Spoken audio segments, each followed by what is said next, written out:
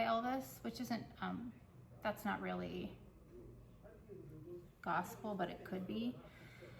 But I was called to the second verse.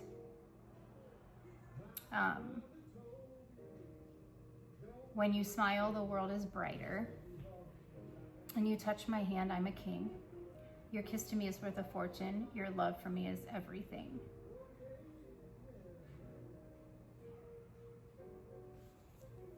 So that song's pretty powerful. The next song that came on, I don't know what it's called, but he's singing about running on for a long time.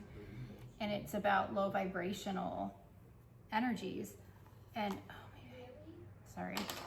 It says, God Almighty gonna cut you down, run on for a long time, but God Almighty is gonna cut you down. Let me see if I can find that. I'm sure this is so exciting for you to watch me look up lyrics, but here it is.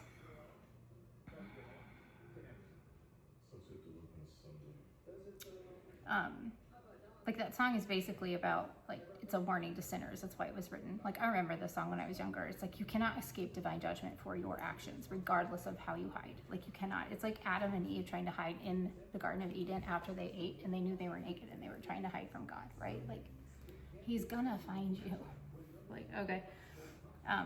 So it's a warning. It's inescapable justice. It's a warning to the evildoers. It's about the inevitability of consequences. But the lyrics, I wrote down second and third verse. So the second verse, oh wait. Well, you may throw your rock, hide your hand, working in the dark against your fellow man. But as sure as God made black and white, what's done in the dark will be brought to this light. And then he talks, like, this goes up to, like, the first, I think it's like the second chorus. Go tell that long tongue liar, the long, it's like Pinocchio with a tongue, Pinocchio's tongue. Tell the midnight rider, so that's like your Knight of Cups, but in the reverse. Tell the rambler, the liar, the gambler, and the backbiters of people who stab, like Judas. Tell them that God's gonna cut him down. You can run on for a long time. Sooner or later, God will cut you down. I listened to that song again because I've never heard it that way, especially that second verse. So like I said, it's a mass exodus. It's inevitable justice. You cannot escape the sins, right? You cannot. Then we had If I Can Dream from Elvis, and I just like that song. Like, it's like, if I can dream, why can't they come true? And I felt like a lot of us feel that way. Like, we're just waiting. Like, we've been doing so much work. And a lot of us, like, you keep hearing readings about things are coming in for you. Things are coming in for you. Like, they are, but if they haven't, it means that there's still a little bit for you that you need to heal. And you know that because you get triggered by it. So whatever in those readings triggers you, that's what you need to learn to sit with. And I would just sit with it, or, automatic write with it, journal with it, and that's a really good way to get rid of it. Because I heard another song where it was like, we call on God only when things are bad, but why don't we call on him when we're counting our blessings and while we can still make hay and like while we're happy? We should be calling on God at all times, because you have to learn that without him there's nothing, with him everything. So it's like a cup, it's like the Ace of Cups, right? So it's a cup of joy or it's a cup of sorrow, right? So it's like you need to be thanking the Lord and praying to him every day. Abundance isn't just money. Love is not just having somebody that loves you and respects you, right? Like, love is loving yourself. It's loving everything that God's given you. It's loving the wind. It's loving the grass. It's loving the rain. It's not like you have to go out and hug it every day, but you have to look at, when you woke up this morning, like, geez, you woke up. God put you on the wake up list. He must love you. Thank you. Thank him for waking you up. You had animal food. You had food for you. You had coffee. You had running water. You had a towel to dry off after the shower. You probably got out of bed. And most of you probably have 2 feet. Some don't, but they're still here and they're still doing it. Like, God woke you up. You got out of bed. You could hear, you could see, you could smell, you could taste. Start your day like that. You know, try it.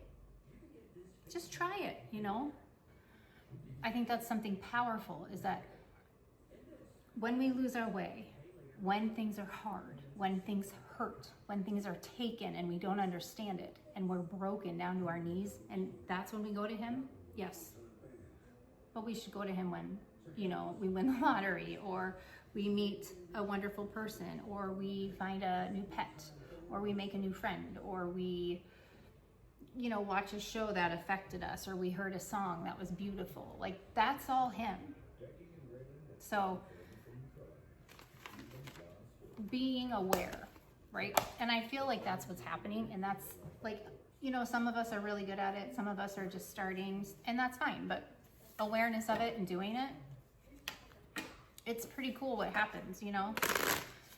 I mean, I talk to God every single minute of every single day. That's about the only person I talk to, him and my spirit team.